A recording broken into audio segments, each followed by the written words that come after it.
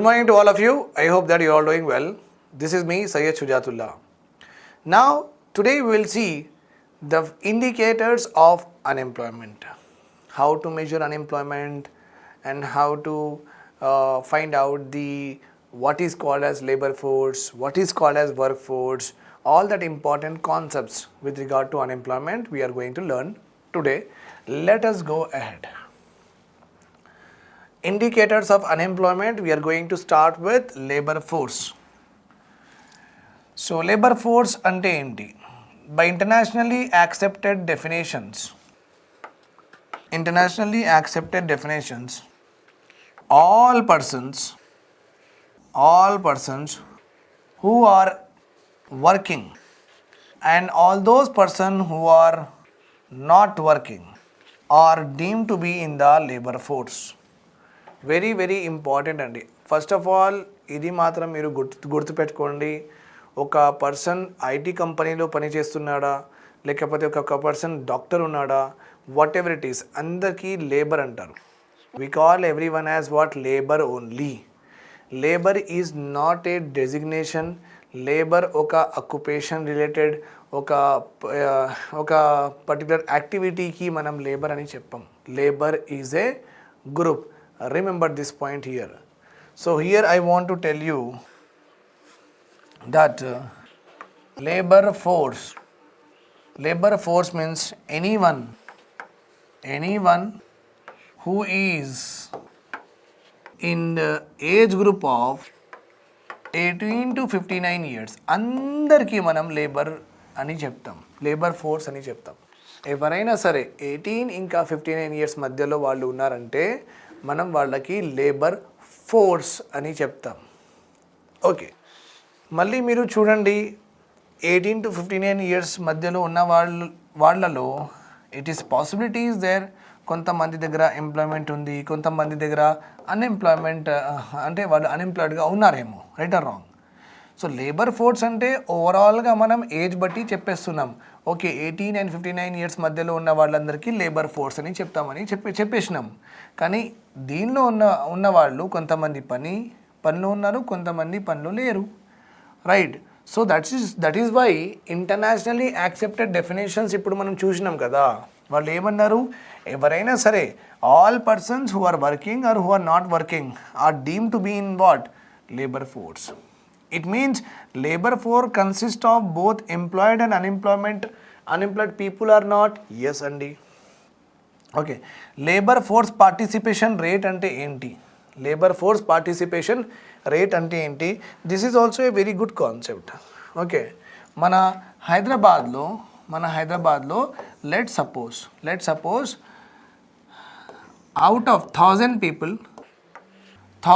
people, okay, ఖైరతాబాద్లో we went to 1000 హౌజెస్కి వెళ్ళినాం. ఖైరతాబాద్లో కొన్ని హౌజెస్కి సర్వే చేసినాం.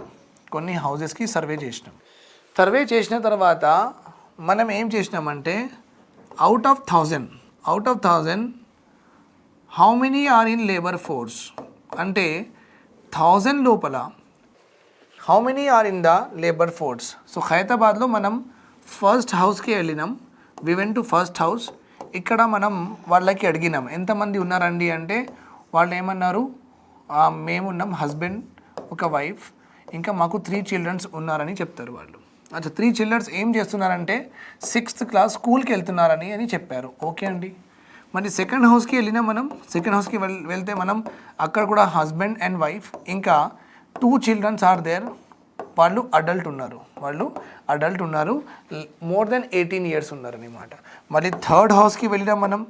థర్డ్ హౌస్కి వెళ్తే వాళ్ళు husband, wife, 2 children are going to school and 1 is working, 1 is adult అన్నారు.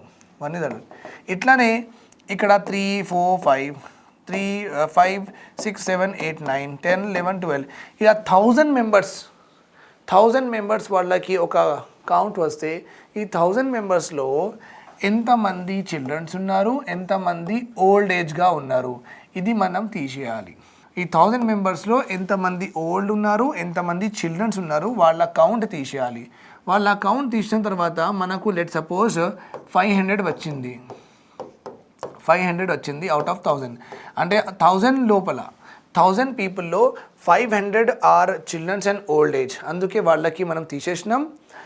500 బిలాంగ్స్ టు ఓన్లీ 18 to 59 ఇయర్స్లో ఉన్న వాళ్ళు ఎంతమంది ఉన్నారు? 500 ఉన్నారు. 18 to 59 ఇయర్స్ మధ్యలో ఎంతమంది ఉన్నారు? 500 ఉన్నారు. అందువల్ల ఇక్కడ what you have to understand is labour force ఎంత అంటే 1000లో ఎంతమంది పార్టిసిపేట్ చేస్తున్నారు లేబర్ ఫోర్స్లో? 1000లో ఎంతమంది పార్టిసిపేట్ చేస్తున్నారు లేబర్ ఫోర్స్లో? That is called as labour force participation rate. That is called as labour force participation rate. మళ్ళీ ఇయర్ ఆన్ ఇయర్ చూసుకుంటే rate కూడా మనం తెలుసుకోవచ్చు. ఓకే, రేట్ అంటే దట్ ఈస్ మళ్ళీ పర్సంటేజ్ చేయాలి. నెక్స్ట్ ఇయర్ 1000లో ఇంకా ఎంతమంది యాడ్ అయినరు, మళ్ళీ ఆ రేట్ ఎంత, గ్రోత్ రేట్ ఎంత, that is not important for us. That is UPSC economic ఆప్షన్లో ఇవన్నీ డీటెయిల్స్ ఇంపార్టెంట్. మనకు ఇప్పుడు ఆ గ్రూప్ 1కి this is more than enough. Just remember that నేను ఇప్పుడు చెప్పిన కాన్సెప్ట్ అలానే అర్థం చేసుకోండి. Okay, labour force participation rate మనం చూసేసినాం. నౌ ఇంకా కొంచెం ముందుకు వెళ్దాం. లెట్ సపోజ్ ఈ లేబర్ ఫోర్స్ పార్టిసిపేషన్ రేట్ ఉంది కదా, లేబర్ ఫోర్స్ పార్టిసిపేషన్ రేట్ అంటే ఎంతమంది ఆ 18 to 59 ఇయర్స్ ఏజ్ గ్రూప్లో ఉన్నారు. మనకు ఎంతమంది వచ్చిండ్రు? 500 మెంబర్ వచ్చిండ్రు. 500 మెంబర్స్ 18 to 59 ఇయర్స్లో ఉన్నారు. 500లో 250 మెంబర్స్ ఆర్ పార్టిసిపేటింగ్. వాళ్ళకి ఆల్రెడీ వర్క్ ఉందండి, ఆల్రెడీ వర్క్ ఉంది. ఇంకా 250 మెంబర్స్కి వర్క్ లేదు. ఓకే, అందుకే వాళ్ళు అన్ఎంప్లాయ్మెంట్ కింద వస్తారు. ఇంకా వర్క్ ఉన్న వాళ్ళకి ఏమంటారు? వర్క్ ఫోర్స్ అంటారు. వర్క్ అంటే పని చేసిన వాళ్ళకి ఏమంటారు? వర్క్ ఫోర్స్ చేస్తారు. పని చేయలేని వాళ్ళకి ఏమంటారంటే అన్ఎంప్లాయిడ్ అని చెప్తాం. సో అల్టిమేట్లీ అవుట్ ఆఫ్ 1000లో 250 are unemployed. Right or wrong? Ultimately out of 1000లో 250 are unemployed. Right or wrong? Yes. Okay, so what is our unemployment rate? 25% ఉంది మన అన్ఎంప్లాయ్మెంట్ రేట్. కరెక్టా కాదా? 1000లో 250 25%, మళ్ళీ 250 50%, మళ్ళీ 250 75%, మళ్ళీ 250 అంటే 1000లో 4 భాగాలు చేయాలి కదా. 4 పార్ట్స్ చేస్తే ఎవ్రీ పార్ట్ 25% అంటే 100% వస్తుంది మనకు. Right or wrong? Yes. So now you listen to it okay very carefully. That out of 1000లో మొత్తం తీసిన తర్వాత వర్క్ ఫోర్స్ తీసిన తర్వాత అన్ఎంప్లాయిడ్ ఎంత ఉన్నారు? 250 మెంబర్స్ ఉన్నారు. That is called as our unemployment rate అని చెప్తాం మనం. That is called as what? Unemployment rate. Right, ఇదే కాన్సెప్ట్స్ ఉన్నాయండి ఇక్కడ. Labour force is calculated by 1000. ఎంతమంది 18 to 59 ఇయర్స్లో ఉన్నారు, మధ్యలో ఉన్నారు, by 1000. That is called as labour force participation rate. It is the number of persons in the labour force per 1000 population. It is obtained by dividing the number of persons in the labor force with the total population. Obtained by dividing the number of persons in the labor force. Labor force ఎంతమంది ఉన్నారు అది పైన పెట్టాలి by total population. Okay, labour force by adult population is equal to labour force participation rate. Already నేను మొత్తం discuss ఏమేమి చేసినాం, just before స్లైడ్లో ఏమేమి చేసినాం దానికి ఇక్కడ థియరీ ఉంది, మీరు చదువుకోండి. That is not a problem at all. Very clearly I have explained and you can write this particular thing. If you or any doubts comment సెక్షన్లో రాయండి. అడల్ట్ పాపులేషన్ అంటే మళ్ళీ 18 to 59 ఇయర్స్ అండి, సేమే కానీ కొంచెం వెరైటీగా రాసిండు అంతే. ఎక్స్ప్లెనేషన్ ప్రాపర్గానే ఉంది. Workforce is, I have already discussed this also. Workforce is that part of labor force which are employed. Labor forceలో పని ఎంతమంది చేస్తున్నారు వాళ్ళకి వర్క్ ఫోర్స్ అంటారు. మళ్ళీ వర్క్ ఫోర్స్ పార్టిసిపేషన్ రేట్ కూడా అట్లనే మనం తీసుకుంటాం. Work force participation rate is nothing but ఎంతమందికి ఎంప్లాయ్మెంట్ ఉంది by 1000 population. By 1000 population. Number of employed people by 1000 population. ఈ పాపులేషన్ 1000లో 1000 ఎవరు? Labour force. 1000 ఎంతమంది? Labour force. Okay, labour force అంటే 18 to 15 ఇయర్స్ మధ్యలో ఉన్న వాళ్ళలో ఎంతమందికి ఎంప్లాయ్మెంట్ ఉంది. That is called as what? Work force. Work force is also known as employment rate. Okay, work force is also known as employment rate. Okay, so number of employed by 1000. Okay, out of 1000 500 employed ఉంటే employment rate is 500 అంటారు, 50% అంటారు. ఒకవేళ 500 people are unemployed ఉంటే 50% unemployment ఉంది అని అంటారు. So remember this point here clearly return the same way. ఇక్కడ రాసి ఉంది, ఆల్రెడీ మనం ఇవన్నీ డిస్కస్ చేసినాం just now. Unemployed by total labour force. Labour ఫోర్స్లో ఎంతమంది అన్ఎంప్లాయిడ్గా ఉన్నారు, లేబర్ ఫోర్స్లో ఎంతమంది ఎంప్లాయిడ్గా ఉన్నారు. ఎంప్లాయిడ్ ఉన్నప్పుడు ఎంప్లాయ్మెంట్ రేట్ చెప్తాం, అన్ఎంప్లాయిడ్ ఉన్నప్పుడు అన్ఎంప్లాయ్మెంట్ రేట్ చెప్తాం. Okay, unemployment is one of the major factor in the developing countries. Developing countries like India, Pakistan, Bangladesh, Brazil, Argentina, unemployment situation చాలా ఇంపార్టెంట్ ఉంది with respect to the government. చాలా పెద్ద headache ఉంది వాళ్ళకి unemployment తీయడానికి, employment create చేయడానికి. Okay, concepts of అన్ఎంప్లాయ్మెంట్లో ఎలాంటి concepts ఉన్నాయి, let us see this. Bhagavathi ఏమన్నారు అంటే ఓకే 273 days 8 hours మీరు పని చేస్తే మీకు ఎంప్లాయిడ్ కేటగిరీలో గవర్నమెంట్ పెట్టేస్తారు. 273 ఇదే 8 hours పని చేయాలి. మళ్ళీ ఒక కమిటీ అపాయింట్ చేసిండ్రు. Government of India appointed on the view of keeping the view of Bhagwati committee recommendation. NSSO has developed some concepts. National Sample Survey Organisation మనం పావర్టీలో కూడా చూసినాం, మనం అన్ఎంప్లాయ్మెంట్లో కూడా చూస్తున్నాం. Okay, according to the committee recommendation of Bhagwati committee recommendation, NSSO has developed some concept, okay, to calculate unemployment in our country. Okay, this concepts was develop in 1973 to 74. అప్పుడు వచ్చినవి కాన్సెప్ట్స్, ఇవి సేమ్ వాడుతున్నాం ఇప్పుడు కూడా ఈ concept. The first concept to measure unemployment is usual principal status. Usual principal status అంటే remember this point. Okay, నాకు ఏముందంటే నా దగ్గర ఒక పబ్ ఉంది, పబ్ అండ్ డిస్కో అవన్నీ ఉంటాయి కదా, పబ్ ఉంది. ఇంకా నా దగ్గర ఇక టీచింగ్ ప్రొఫెషన్ ఉంది. మార్నింగ్ 6కి వస్తున్నా, 7కి వస్తున్నా అనమాట. 7 to 6 మార్నింగ్ 7 to 6 నేను పాటలు చెప్తున్నా మీకు. 6 తర్వాత ఇంటికి వెళ్తున్నా. 8 o'clockకి నేను పబ్కి వెళ్ళిపోతున్నా, నా పబ్కి. 8 to 10 o'clock or 11 o'clock 12 o'clock whatever it is, midnight నేను అక్కడ పబ్లో కూర్చుంటున్నాను అనమాట. ఇంకా పబ్లో రష్ జనరల్గా ఫ్రైడే, సాటర్డే, సండే ఉంటుంది. ఓకే, సండే కూడా ఎక్కువ ఏమి ఉండదు, ఫ్రైడే, సాటర్డే ఎక్కువ ఉంటుంది. But that is another matter at all, ఆ ఇన్ఫర్మేషన్ కానీ. సో జనరలీ పబ్లో ఫ్రైడే, సాటర్డే, సండే రష్ ఉంటుంది. సో నేనేం చేసిన అంటే ఒక 4 days పబ్కి ఓపెన్ చేయలేదు, only Friday, Saturday, Sunday open చేస్తాను, అంతే సరిపోతుంది నాకు. ఎందుకంటే మార్నింగ్ కూడా పని చేస్తున్నా కదా, ఈ మనీ నాకు సరిపోతుంది, రైట్. సో ఇప్పుడు చూడండి మీరు, నా దగ్గర 2 యాక్టివిటీస్ ఉన్నాయి. 2 యాక్టివిటీస్ నుంచి నేను సంపాదిస్తున్న డబ్బులు.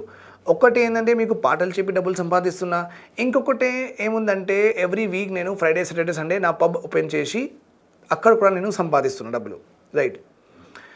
ఇప్పుడు 2లో చూస్తే మీరు ఏ యాక్టివిటీ మీద నేను ఎక్కువ టైం స్పెండ్ చేస్తున్నా, ఏ యాక్టివిటీ, ఎడ్యుకేషన్ యాక్టివిటీ లేకపోతే పబ్ యాక్టివిటీ, ఏ యాక్టివిటీ నేను ఎక్కువ టైం స్పెండ్ చేస్తున్నా. సో మీరు ఆల్రెడీ నాకు చెప్తున్నారు, నాకు అర్థమైంది సార్, అది ఎడ్యుకేషన్లో మీరు ఎక్కువ సేపు ఉంటున్నారు.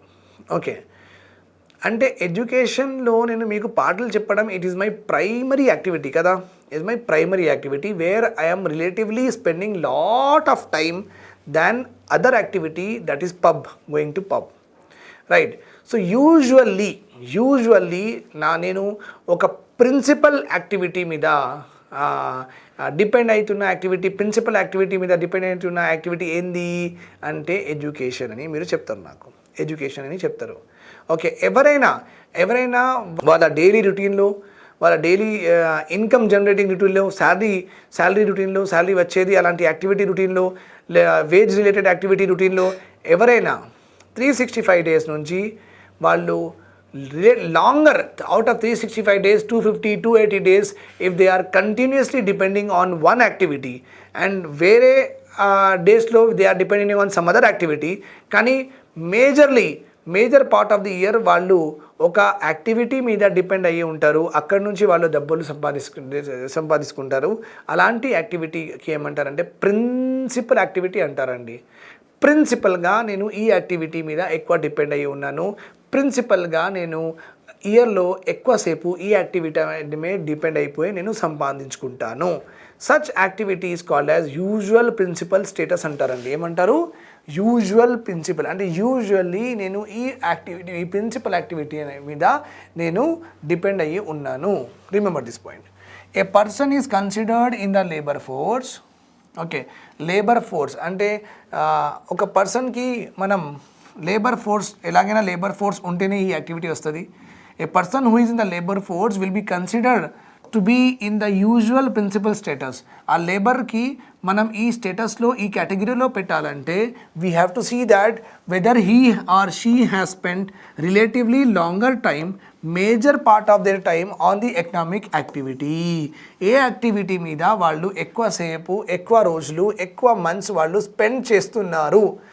అప్పుడు మనం ఏమంటామంటే ఓకే దిస్ పర్సన్ రిలేటివ్లీ ఇంతమంది ఒక ప్రిన్సిపల్, ఒక మేజర్ యాక్టివిటీ మీద మన కంట్రీలో డిపెండ్ అయ్యి ఉన్నారు.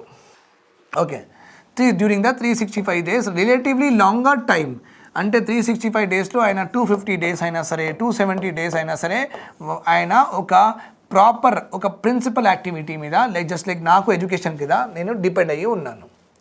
Okay, on this criterion only a person can be counted as unemployed even though he may or not have been employment from the rest part of the year. Very very very important అండి. Okay, ఇప్పుడు గవర్నమెంట్కి ఏముందంటే ఒక పెద్ద task ఉంది. Task ఏముందంటే labour force మాత్రం మనం ఐడెంటిఫై గవర్నమెంట్ చేసేసింది. లేబర్ ఫోర్స్ అంటే గవర్నమెంట్ ఏం చెప్పిందంటే 18 to 59 మధ్యలో ఉన్న 59 years మధ్యలో ఉన్న వాళ్ళందరికీ మేము లేబర్ ఫోర్స్ చెప్తామని గవర్నమెంట్ చెప్పింది. మళ్ళీ ఈ లేబర్ ఫోర్స్లో ఎంప్లాయిడ్ ఎవరు, అన్ఎంప్లాయిడ్ ఎవరు ఎలా తీస్తారు సార్ అని క్వశ్చన్ అడిగినారు. ఓకే, అప్పుడు వీళ్ళు ఏమన్నారంటే ఎవరైనా 365 daysలో ఒక ఇయర్లో లాంగర్ పీరియడ్ ఆఫ్ టైం ఒక ప్రిన్సిపల్ యాక్టివిటీ, ఒక మంచి యాక్టివిటీ, ఒక ప్రైమరీ యాక్టివిటీ మీద major part of the year అంటే 365 daysలో 280 days వాళ్ళు ఒక ప్రిన్సిపల్ ఎకనామిక్ యాక్టివిటీ మీద డిపెండ్ అయ్యి ఉన్నారంటే వాళ్ళందరికీ మేము ఎంప్లాయిడ్ చెప్తాం. అంటే ఏంటి సార్ 12 monthsలో 8 months జాబ్ దొరికితే మీరు ఎంప్లాయిడ్ అంటున్నారంటే ఎస్ అట్లానే అంటాం. మీరు రెస్ట్ ఆఫ్ ది ఇయర్ మీరు నెక్స్ట్ 4 months మీకు పని దొరికితే దొరకపోతే దొరకలేదంటే మాకు అనవసరం అది. Okay, rest part of the year you be employed, you don't be employed, that is not the headache of the government. Government ఏం చూసుకుంటుందంటే మీరు out of 12 months minimum 8 months 9 months అయినా పని చేస్తున్నారా, ఒక ప్రిన్సిపల్ యాక్టివిటీ మీద పని చేస్తున్నారా లేదా అని గవర్నమెంట్ అదే చూసుకొని మీకు ఒకవేళ చేస్తే ఎంప్లాయిడ్ కేటగిరీలో పెట్టేస్తుంది. ఒకవేళ ఒక పర్సన్ సపోజ్ 6 months ఆయనకి పని ఉంది, 6 months అయినా ఖాళీగా ఉన్నాడు. జస్ట్ లైక్ ఇన్ అగ్రికల్చర్ సెక్టార్లో హార్వెస్టింగ్ సీజన్లో ఎక్కువ పని ఉంటుంది, సోయింగ్ సీజన్లో పని ఏమి ఉండదు. ఓకే, అలాంటి సీజనల్స్ ఉంటాయి. సీజనల్ ఎంప్లాయ్మెంట్లో రెయిన్ఫాల్ ఉన్నప్పుడు రెయిన్ జాకెట్స్ అమ్ముతారు. అలాంటి కంపెనీస్లో మీకు మంచి ఎంప్లాయ్మెంట్ దొరుకుతుంది. మరి వింటర్ సీజన్లో వూలెన్ క్లాత్స్కి ఎంప్లాయ్మెంట్ ఎక్కువ పెరుగుతుంది. అట్లానే మీరు అనుకోండి ఓకే లైక్ వింటర్ సీజన్లో మనం చికెన్ ఎక్కువ తింటాం, సో పౌల్ట్రీ ఫామ్ ఎక్కువ థ్రైవ్ అవుతుంది, గుడ్డు ఎక్కువ తింటాం, ఓకే ఎగ్స్ ఎక్కువ తింటాం, రైట్ ఆర్ రాంగ్. సో కొన్ని సీజనల్ ఇండస్ట్రీస్ కూడా ఉంటాయి అండి. ఓకే, లైక్ ఆషాఢం ఉంది, ఆషాఢంలో గోల్డ్ ఎక్కువ కొంటారు. మళ్ళీ న్యూ ఇయర్ ఉన్నప్పుడు ఆటోమొబైల్ సెక్టార్లో కొంచెం 10,000 15,000 తక్కువ చేస్తారు వాళ్ళు. So there are some seasons are there where you will get employment. Okay, not for long period of time. ఒక 5 months 6 months మీకు ఎంప్లాయ్మెంట్ దొరుకుతుంది, తర్వాత మీకు దొరకదు.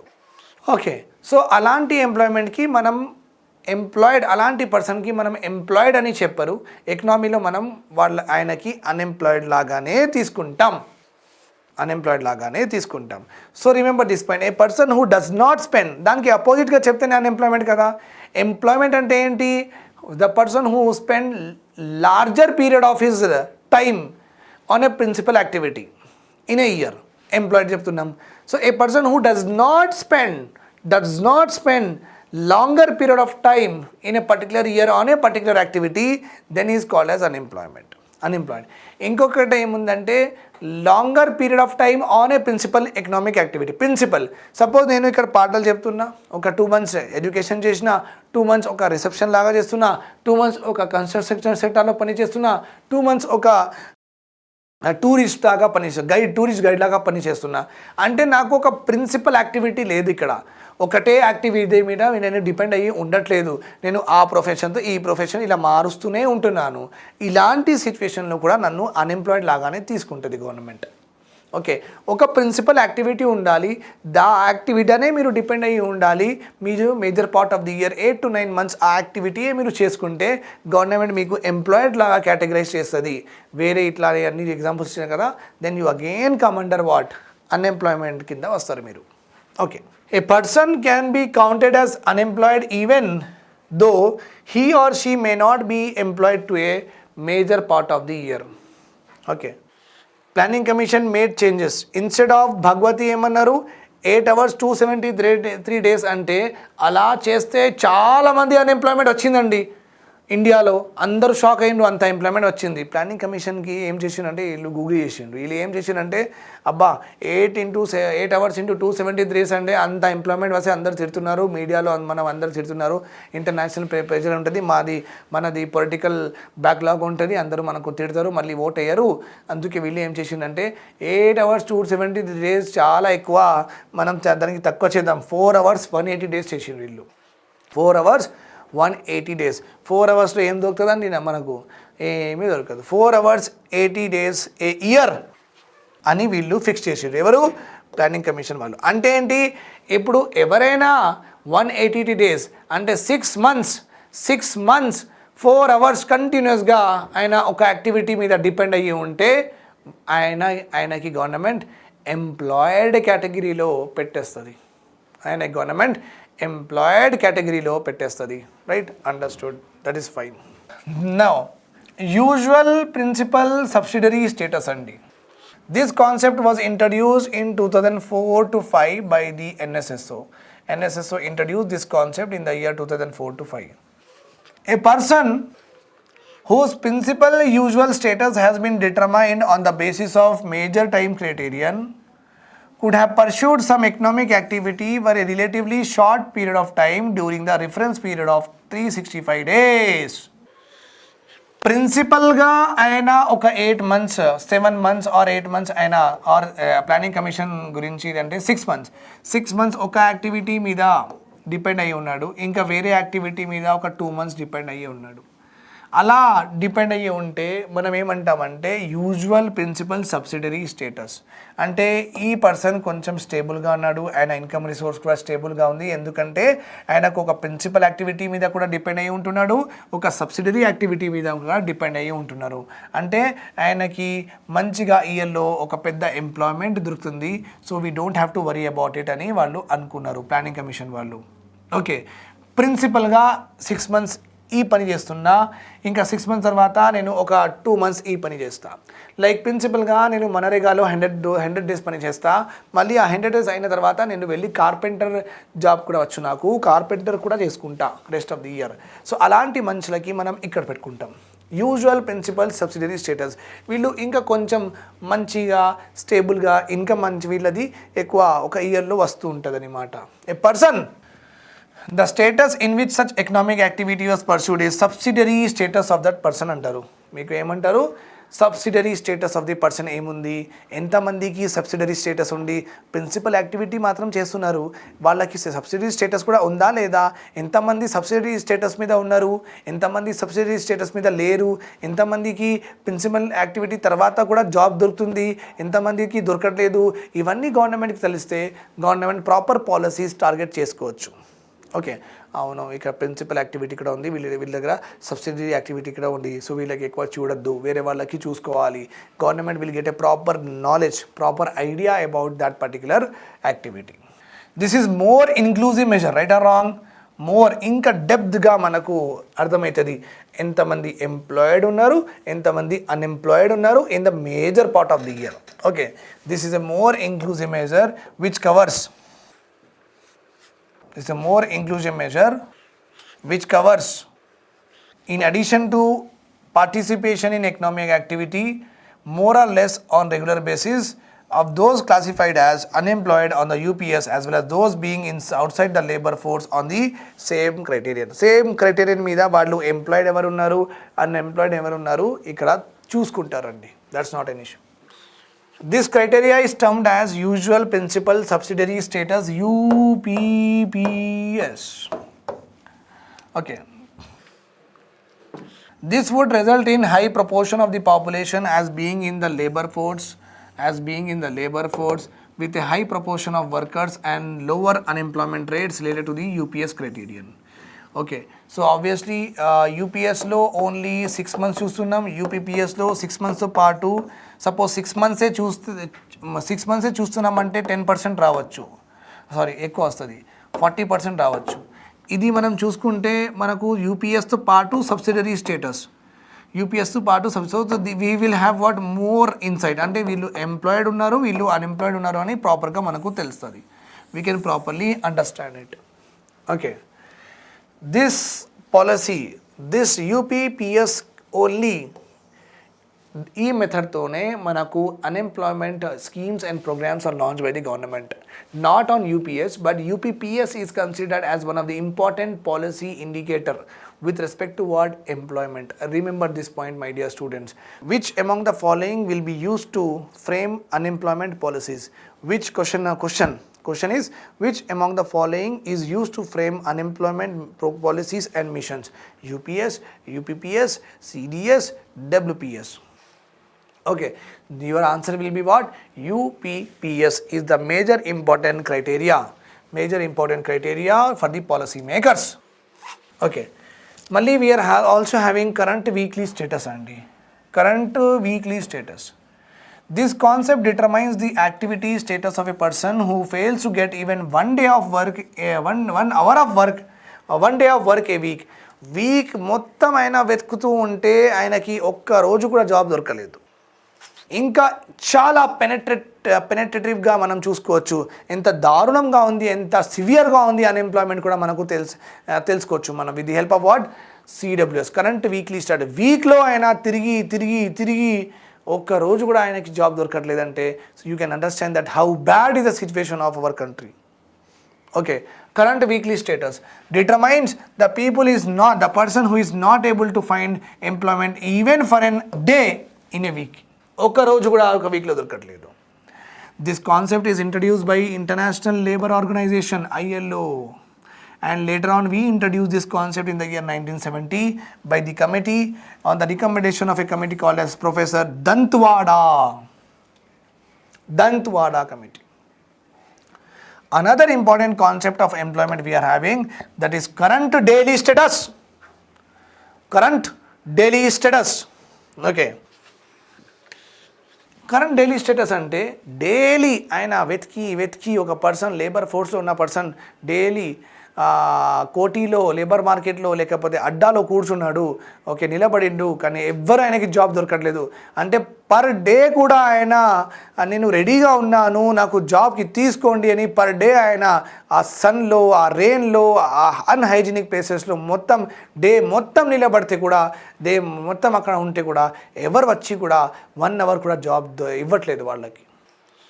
Not even one person is coming forward to give them what job. This is called as current daily status. Daily స్టేటస్లో కూడా ఆయన చాలా దారుణంగా బతుకుతున్నాడు అనమాట. It is a comprehensive concept which measures that unemployment of those who fails to get even an hour of work per day. Even an hour, ఒక్క గంట కూడా job దొరకట్లేదు పర్ డే ఆయన నిలబడితే కూడా. ఓకే, లేబర్ అడ్డాలో. CDS is a concept used to identify unemployment rate. UPPS will be used to make policies, programs and scheme. Kani CDS will be used to calculate what? Unemployment rate. So very, very important concept this is also. Please do remember each and everything. Phillips curve. మన దగ్గర micro economics అంటే UPSC ఆప్షన్లో Phillips curves 2 ఉంటాయి. Short run Phillips curves, long run Phillips curves అలా ఉంటుంది. కానీ majorly short term curve గురించి Phillips ఇచ్చిండు, దానికి మళ్ళీ మోడిఫికేషన్ అయ్యి మళ్ళీ మనకు లాంగ్ రన్ ఫిలిప్స్ కర్వ్ వచ్చింది. ఫిలిప్స్ కర్వ్లో ఆన్ వాట్ బేసిస్ ఆయన ఈ కర్వ్ ఇచ్చిండు. ఆయన ఏమన్నాడంటే inflation and unemployment inversely proportional అన్నాడు. Inversely proportional. ఇన్ఫ్లేషన్ పెరిగితే అన్ఎంప్లాయ్మెంట్ తగ్గుతుందంట. That is called as inflation. That is called as inversely proportional అంటారండి. ఏమంటాం మనం? ఇన్వర్స్లీ ప్రపోర్షనల్ అంటాం. ఒక వేరియబుల్ ఇంక్రీజ్ అయితే ఇంకొక వేరియబుల్ డిక్రీజ్ అవ్వాలి, ఒక వేరియబుల్ డిక్రీజ్ అయితే ఇంకొక వేరియబుల్ ఇంక్రీజ్ అవ్వాలి. Okay, then such relation between this two variable మనం ఏమంటామంటే ఇన్వర్స్లీ ప్రపోర్షనల్ అంటాం. ఇన్వర్స్ అంటే రివర్స్గా ఉంది. ఒకటి ఇంక్రీజ్ అయితే ఇంకొకటి డిక్రీజ్ అవుతుంది, ఒక డిక్రీజ్ అయితే ఇంకొకటి ఇంక్రీజ్ అవుతుంది. సో ఫిలిప్స్ ఏమన్నాడంటే he has given the relationship between inflation and unemployment. ఆయన ఏమన్నారంటే ఇన్ఫ్లేషన్ పెరిగితే అన్ఎంప్లాయ్మెంట్ తక్కువ అవుతుందంట. అన్ఎంప్లాయ్మెంట్ తక్కువ అవుతుంది, ఎంప్లాయ్మెంట్ కాదు. అర్థమైందా? అన్ఎంప్లాయ్మెంట్ తగ్గుతుందంట. ఇన్ఫ్లేషన్ పెరిగితే అన్ఎంప్లాయ్మెంట్ తక్కువ అవుతుందంట. మనం దీనికి ప్రూవ్ చేద్దాం. Okay, that is also very very important for you to understand the economics in very detail manner. Now Phillips said that inflation and unemployment situation are inversely proportional. నేను కొంచెం దీనికి concept build చేసేస్తాను ఇది, then you can understand the curve very easily. Okay, నాకు దగ్గర నేను Sujath sir దగ్గర ఒక కంపెనీ ఉంది, Dairy milk manufacturer. Sujath sir అంటే he love chocolate. So Sujath sir దగ్గర ఒక కంపెనీ ఉంది, డైరీ మిల్క్ మ్యానుఫ్యాక్చర్ చేస్తున్నారు sir. So 1 Dairy Milk 10 rupees అండి. ఓకే, సో అలాంటి నేను 1 crore డైరీ మిల్క్ ప్రొడ్యూస్ చేసి మంచిగా హైదరాబాద్లో, ఖైరతాబాద్లో, కొత్తపేటలో, కోటిలో, కొండాపూర్లో, కోకాపేటలో, కూకట్పల్లిలో అనే చాలా కేసు ఉన్నాయి మన హైదరాబాద్లో. కేతో చాలా ఉన్నాయి, రైట్. కార్ఖానా ఉంది, చాలా ఉంది ఇంకా. ఓకే, సో నేను ఏం చేసిన అంటే ఒక 1 crore డైరీ మిల్క్ ప్రొడ్యూస్ చేసి సూపర్ మార్కెట్స్కి, మొత్తం రేషన్ షాప్స్కి అందరికీ నేను పనిచేసిన. ఓకే, ఈ 1 crore డైరీ మిల్క్ ప్రిపేర్ చేయడానికి 100 మంది పని చేస్తున్నారు. 100 people are working in my manufacturing unit. So వాళ్ళు 100 members పని చేస్తున్నారు. నేను 1 crore డైరీ మిల్క్ ప్రొడ్యూస్ చేసి మంచిగా అందరికీ అమ్మేస్తున్నాను, right. Now the question here is when I will go for expansion నేను ఎప్పుడు వెళ్తాను? ఇంకొక యూనిట్ ఎక్కువ చేస్తా అంటే ఒక మ్యానుఫ్యాక్చరింగ్ ఒక ఫ్యాక్టరీ ఉంది కదా, ఇంకొక ఫ్యాక్టరీ నేను ఎప్పుడు ఎక్స్పాండ్ చేస్తా, ఎప్పుడు కడతాను ఇంకొక factory? The first thing is sir, demand పెరిగితే వీళ్ళందరూ సూపర్ మార్కెట్ రిటైలర్స్ వాళ్ళందరూ వచ్చి మాకు డైరీ మిల్క్ ఎక్కువ కావాలి చెప్తే వీళ్ళు ఎక్కువ డిమాండ్ చేస్తున్నారు. అందుకే నేను ఏం చేస్తాను అంటే 1 crore సరిపోవట్లేదు, 1 crore నేను 2 crore చేస్తాను. 2 crore ప్రొడక్షన్ చేయడానికి నాకు 100 people కాదు 200 people కావాలి, 200 people కావాలి, right or wrong? Yes. So కొత్త 100 peopleకి ఎంప్లాయ్మెంట్ వచ్చిందా లేదా? వచ్చింది. So unemployment decrease by 100 or not? Unemployment decrease by 100 or not? Yes sir. ఇవన్నీ ఎందుకైంది? బికాస్ ఆఫ్ డిమాండ్ పెరిగింది. అందుకే ఏమైందంటే అన్ఎంప్లాయ్మెంట్ తగ్గింది. So remember this point here. Now we have to relate it with inflation. That is one method. అంటే ఇంకొక company మనం ఎప్పుడు పెడతాం, ఇంకొక ఫ్యాక్టరీ మనం ఎప్పుడు పెడదాం అంటే ఎక్కువ డిమాండ్ ఉంటే ఎక్కువ ప్రొడక్షన్ చేయాల్సి వస్తుంది. ఎక్కువ ప్రొడక్షన్ చేయడానికి ఎక్కువ మందికి మనకు కావాల్సి వస్తుంది. That is one way to expand our business. అప్పుడే మనం ఎక్స్పాన్షన్కి వెళ్తాం, లేకపోతే మనం ఎక్స్పాన్షన్ చేయం, అక్కడే ఉంటాం. నా సపోజ్ ఏమైందంటే ఎక్కువ డిమాండ్ చేస్తున్నారు వీళ్ళు. నేను ఏం చేసిన అంటే 1 డైరీ మిల్క్ 10 రూపీస్ కాకుండా 1 డైరీ మిల్క్ 15 రూపీస్ చేసేసిన. 1 డైరీ మిల్క్ 15 రూపీస్ చేసేసిన. ఒకటే కంపెనీ మా ఫ్యాక్టరీ మాత్రం ఒకటే, పని చేస్తున్న వాళ్ళు కూడా 100, ఫ్యాక్టరీ మాత్రం ఒకటే, పని చేస్తున్న వాళ్ళు 100. కానీ నేను ఏం చేసిన అంటే ప్రాఫిట్స్ పెంచేసిన. ఎక్కువ డిమాండ్ చేస్తున్నా కాబట్టి నేను ఏం చేసిన అంటే ప్రైస్ పెంచేసిన. ఓకే, 10 రూపీస్ డైరీ మిల్క్ నేను 15 రూపీస్లో అమ్ముతున్నాను. నేను 15 రూపీస్లో అమ్ముతున్నప్పుడు యాజ్ ఏ నాకు ప్రాఫిట్స్ ఎక్కువ వస్తాయా లేదా? ఎక్కువ వస్తాయి. ఇప్పుడు 10 రూపీస్లో అమ్ముతున్నప్పుడు 100 మెంబర్సే పని చేస్తున్నారు. ఒకటే ఫ్యాక్టరీ 100 మెంబర్స్ పని చేస్తున్నారు. 10 రూపీస్లో నేను అమ్మితే నాకు ఒక 10 lakhs పర్ యానం నాకు ప్రాఫిట్ వస్తుంది. అదే నేను ఏం చేసినా 15 రూపీస్లో అమ్ముతున్నాను. Rest all of them are same. My profit will increase to more than 10 lakhs or not? Yes, more than 10 lakhs నా ప్రాఫిట్ కూడా ఇంక్రీజ్ అవుతుంది. Right or wrong? Absolutely right. 10 lakhs will become 15 lakhs. So నా దగ్గర జనరల్గా investment mentality ఎట్లా ఉంటుంది, investor mentality, ఒక business mens mentality ఎట్లా ఉంటుందంటే కొంచెం ఎక్కువ డబ్బులు వస్తే ఆయన ఇంకా ఇన్వెస్ట్మెంట్ చేయడానికి ట్రై చేస్తాడు. ఇక్కడ కాకపోతే వేరే కంపెనీలో ఆయన ఇన్వెస్ట్మెంట్ చేయడానికి ట్రై చేస్తాడు. జస్ట్ లైక్ మన T1లో T1లో మన చైర్మన్ సార్ ఏం చేస్తారు, T1లో ఎంటర్టైన్మెంట్ ఉంది, T1 లైఫ్ ఉంది, T1 ఇప్పుడు ఎడ్యుకేషన్ అకాడమీ వచ్చింది. ఇలా డైవర్సిఫై అవుతూనే ఉంటున్నారు ఆయన. అంటే ఎక్కువ డబ్బులు ఒక సెక్టార్లో ఒక ఛానల్లో ఎక్కువ డబ్బులు వస్తే కూడా ఆ డబ్బులు అక్కడ పెట్టకుండా ఇక్కడ ఎడ్యుకేషన్ ఛానల్ కొత్తగా స్టార్ట్ చేశారు. Right or wrong? సో కొత్తగా ఎడ్యుకేషన్ ఛానల్ స్టార్ట్ చేస్తే మాలాంటి వాళ్ళకి ఇక్కడ ఎంప్లాయ్మెంట్ దొరికిందా లేదా? దొరికింది. సో ఇన్వెస్టర్ మెంటాలిటీ ఎట్లా ఉంటుంది? ఎప్పుడైనా మా చైర్మన్ సార్ మెంటాలిటీ ఎట్లా ఉంది? ఎక్కువ డబ్బులు వస్తే కొంచెం నేను ఎలాగైనా ఎక్స్పాన్షన్ చేస్తా. కామన్ సెన్స్, వాళ్ళు కొంచెం పెద్దగా చేయడానికి ట్రై చేస్తారు.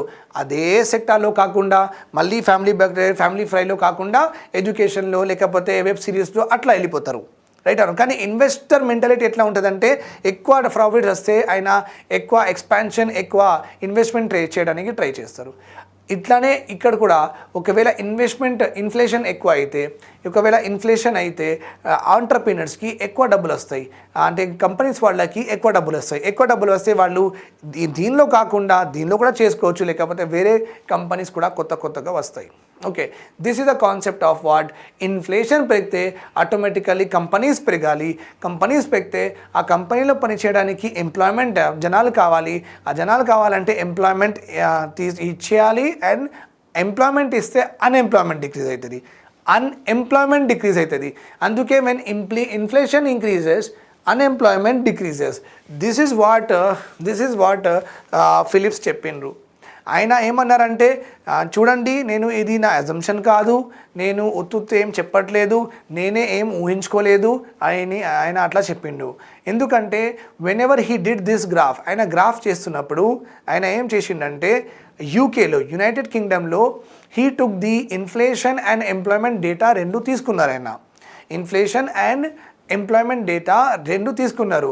సో ఎప్పుడెప్పుడు ఇన్ఫ్లేషన్ పెరిగిందంట, అప్పుడప్పుడు అన్ఎంప్లాయ్మెంట్ కూడా తగ్గిందంట. ఆయన చెప్పిండు when ever inflation increased in the UK, the number of unemployed people decrease. అంటే 500 అన్ఎంప్లాయ్డ్ పీపుల్ ఉంటే 200 వచ్చారు, 200 అన్ఎంప్లాయ్మెంట్ ఉంటే 100 వచ్చారు. Means what happen? When inflation increase unemployment decrease. This is the trend that he has seen. ఈ ట్రెండ్కి ఆయన చూసిన తర్వాత ఒక గ్రాఫ్ ఇచ్చినాం మనకి. This is what unemployment.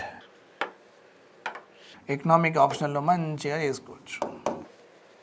2%, 4%, 6%, 8%, 10%. Inflation.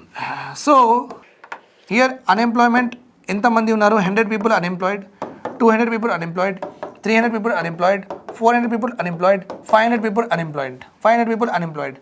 Okay అండి. Yes, very good. So 2% employment ఉన్నప్పుడు, 2% ఇన్ఫ్లేషన్ ఉన్నప్పుడు 300 people are employed. మళ్ళీ 4% ఇన్ఫ్లేషన్ ఉన్నప్పుడు తగ్గాలి కదా, అన్ఎంప్లాయ్మెంట్ తగ్గాలి కదా. ఇన్ఫ్లేషన్ పెరిగితే అన్ఎంప్లాయ్మెంట్ తగ్గాలి కదా, తగ్గింది. 300 అన్ఎంప్లాయిడ్ ఉంటే ఇప్పుడు 200 అన్ఎంప్లాయ్మెంట్ ఉన్నారు.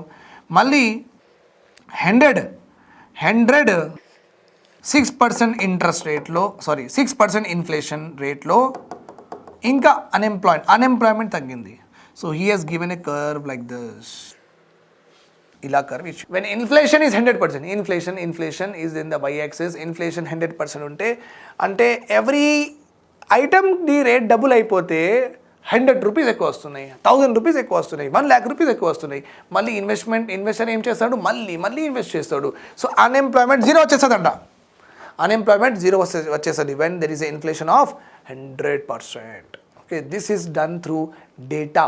This is done to data given taken by him in UK industries నుంచి ఆయన డేటా తీసుకొని ఇవన్నీ చేసిండు. ఇఫ్ ఎనీబడి డేటా తీసుకొని అంటే ఆల్రెడీ ప్రాపర్గా డేటా అంటే ఉన్న డేటా మీద హిస్టారికల్ డేటా మీద దాని బేసిస్గా ఎవరైనా ఏదైనా మీకు గ్రాఫ్ అయినా సరే ప్రిన్సిపల్ అయినా సరే ఫినామినా ఒకవేళ ఇస్తే we call that as empirical evidences అంటారండి. ఇంపెరికల్ అంటే మనకు ఫ్యాక్చువల్గా ఇవన్నీ తెలుసు, ఫ్యాక్ట్ బేసిస్ మీద మీరు ఏదైనా హైపోథసిస్ ప్రిన్సిపల్ చేస్తే we call it as empirical evidences. So this Phillips curve is based on the empirical evidences, means already evident ga undi idi jargindi UK lo industries lo inflation and unemployment situations ila behave chesinayi manaku, anduke we should not doubt about it because already written facts meeda unnai idi. This is called as what? Phillips curve. This is called as Phillips curve. Remember this point here. Jobless growth గురించి కూడా ఉంది మన దగ్గర కొంచెం, అంటే మన బుక్లో Telugu academic బుక్లో ఇచ్చిండు ఆయన. జాబ్లెస్ గ్రోత్ అని అంటున్నాం. As I have already told you that economic growth అవుతుంది కానీ జీడిపి పెరుగుతుంది కానీ నేషనల్ ఇన్కమ్ పెరుగుతుంది కానీ ఎంప్లాయ్మెంట్ మాత్రం పెరగట్లేదు. ఇదేంది బాబా సిచ్యువేషన్ అని ఒక మన క్వశ్చన్ వస్తుందా లేదా? Yes, this situation in the country is called as jobless growth అని చెప్తాం. 3 decades ఆఫ్ ప్లానింగ్ చేసుకున్నామండి. Almost like 3 decades, 1960, 1970, 1980, 1990, 5 decades of planning చేసుకున్నాం. కానీ 3 decades డేటాయే తీసుకున్నాం మనం, ఎందుకంటే యావరేజ్ గ్రోత్ రేట్ ఇది రావాలి కాబట్టి. 1960 to 60, 70, 1970 to 80, 1980 to 90. So 3 decades of ప్లానింగ్లో మనం చూసుకుంటే ఫస్ట్ 3 decades ఆఫ్ ప్లానింగ్లో మనం చూసుకుంటే మన average growth rate of GDP growth rate was 3.5%, కానీ employment growth rate was only 2%. చూడండి, జీడిపి మాత్రం 3.5%లో పెరుగుతుంది, employment is this much. Now GDP is growing to 7%, employment is growing to only 3%. ఎప్పుడు ఉన్న 2021లో సిచ్యువేషన్, 2021 నవంబర్లో సిచ్యువేషన్ ఇట్లా ఉంది. Present year GDP okay expected to grow by 9%, but the unemployment elasticity is only 6%. Too bad. Too bad. 21. So అది already మన ఈ మధ్య డాక్యుమెంట్లో వస్తున్నాయండి, న్యూస్ పేపర్లో, Hindu, Economic Express, Indian Express, Economic Times, okay, Business స్టాండర్డ్లో 2021 నవంబర్ నిన్న ఒక ఆర్టికల్ వచ్చింది, ఒక 5 days బ్యాక్. ఆర్టికల్లో వాళ్ళు IMF చాలా పెద్ద ప్రొజెక్ట్ చేస్తున్నారు, 9% అంట, 10% అంట ఎకనామిక్ గ్రోత్ రేట్ అని అంటున్నారు. ఓకే, కానీ ఎంప్లాయ్మెంట్ ఎలాస్టిసిటీ చాలా తక్కువ ఉంది అని చెప్తున్నారు. Okay, missing women refer to the monthly rate of female is higher than male. Okay, missing women అంటే ఏంటి? ఈ గ్రోత్లో ఉమెన్కి మనం మిస్ చేస్తున్నాం, ఈ గ్రోత్లో ఉమెన్కి మనం ఆ స్టేటస్ ఇవ్వట్లేదు. Missing women is happening here. What the meaning of missing women? Missing women is nothing but males are getting more income than females. Males are getting more income than females. Such phenomena is called as what? Missing women ani cheptam manam. Remember this point here. Then demographic dividend. Demographic dividend, very important point here. It is the productive working age group andi. Productive working age group ante తాకట్ ఉండాలి, energy ఉండాలి. ఆ ఏజ్కి ఏమంటారు? Productive age group.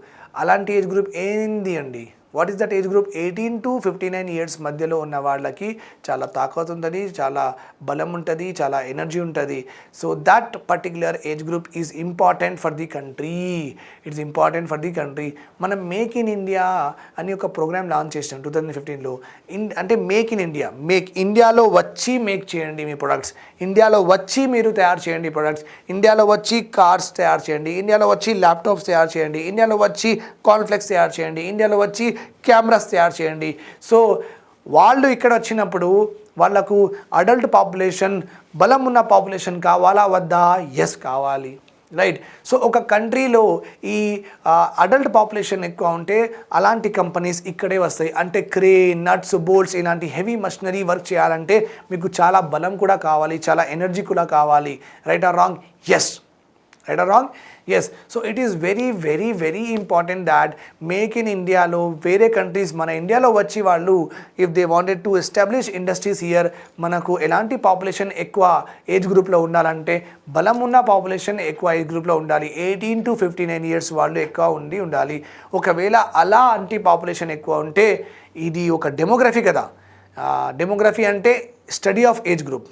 Study of age గ్రూప్కి ఏమంటారు? Demography అంటారు. So ఒకవేళ అలాంటి అడల్ట్ పాపులేషన్ ఎక్కువ ఉంటే మన డెమోగ్రఫీ కదా ఇది, ఈ డెమోగ్రఫీ గ్రూప్ నుంచి మనకు డివిడెండ్ వస్తుంది. ఈ డెమోగ్రఫీ గ్రూప్ నుంచి మనకు డివిడెండ్ అంటే ప్రాఫిట్స్ వస్తాయి. డివిడెండ్ అంటే డివైడ్ ఎట్ ది ఎండ్. దీనికి ఒక కాన్సెప్ట్ ఉంది, నేను చెప్తాను. Don't worry about it. Okay. Productive age group it is compared as demographic window are bonus. ఒక కంట్రీలో డెమోగ్రాఫిక్ డివిడెండ్ ఎప్పుడు అంటారంటే ప్రొడక్టివ్ ఏజ్ గ్రూప్ అంటే 18 to 59 ఇయర్స్ మధ్యలో ఉన్న వాళ్ళు ఎక్కువ మంది ఉంటే అలాంటి కంట్రీస్కి చాలా డివిడెండ్, చాలా ప్రాఫిట్స్ వస్తాయంట. This is also called as demographic window కూడా చెప్తారు, డెమోగ్రాఫిక్ బోనస్ కూడా చెప్తాం. According to Indian labour bureau 2007 report, 300 million youth will enter in the labor force by 2025. 300 million youth means అంత బలం ఉంది మన దగ్గర, అంత ఏజ్ గ్రూప్ అంటే ఆ ఏజ్ గ్రూప్లో ఉన్న వాళ్ళు చాలామంది వస్తారంట 2025లో. And 25% of the world workers in the next 3 years will be Indians. 25% of the world workers will be in the next 3 years are Indian. ఎందుకంటే మళ్ళీ మ్యానుఫ్యాక్చరింగ్ చేయాలంటే అడల్ట్ పాపులేషన్ కావాలి. So I have to tell you that జపాన్లో average age group అంటే కొంతమంది 2 years ఉంటారు, కొంతమంది 5 years ఉంటారు, కొంతమంది 15 years ఉంటారు, కొంతమంది 20 years ఉంటారు, కొంతమంది 25 years ఉంటారు, కొంతమంది 40 years ఉంటారు, కొంతమంది 70 years ఉంటారు. వాళ్ళందరి ఏజ్ గ్రూప్కి ప్లస్ చేసి బై టోటల్ పాపులేషన్ చేస్తే యావరేజ్ ఏజ్ వస్తుంది. ఓకే, మా డాడీది 60 years, ఓకే, నాది 30 years, మై బ్రదర్ది 32 years. ఇలా మొత్తం క్యాలిక్యులేట్ చేస్తే అందరిది ఒక యావరేజ్ ఏజ్ వస్తుంది లేదా? వస్తుంది. జపాన్లో యావరేజ్ ఏజ్ గ్రూప్ అంట 50 years అబవ్ అంట, average age group. Okay, then అదే చైనాలో 40 years అంట. India is the only country where the average age 28 years ఓన్లీ. అంటే మీరు అర్థం చేసుకోవచ్చు, చిల్డ్రన్ అండ్ అడల్ట్ పాపులేషన్ మన దగ్గర చాలా ఉంది కాబట్టి మన యావరేజ్ రేట్ ఎంత వస్తుంది? 28 years. అంటే you can see that many companies in future వాళ్ళు అరే ఎక్కడ నేను ఇన్వెస్ట్మెంట్ చేయాలి, 10 years వరకు మనం కంపెనీ పెట్టాలి కదా, 10 years మనం ఆపరేషన్స్ చేయాలంటే వాళ్ళు జపాన్కి, చైనాకి అక్కడ వెళ్ళరు. ఎందుకు? అక్కడ మళ్ళీ బలం ఉన్న వాళ్ళు తక్కువ అయిపోతారు, ఆ ఏజ్ గ్రూప్ ఉన్న వాళ్ళు తక్కువ అయిపోతారు, మళ్ళీ వాళ్ళది ప్రొడక్టివ్ దెబ్బతింటుంది, వాళ్ళది ఎఫిషియన్సీ దెబ్బతింటుంది. సో వాళ్ళు అక్కడ వెళ్ళరు.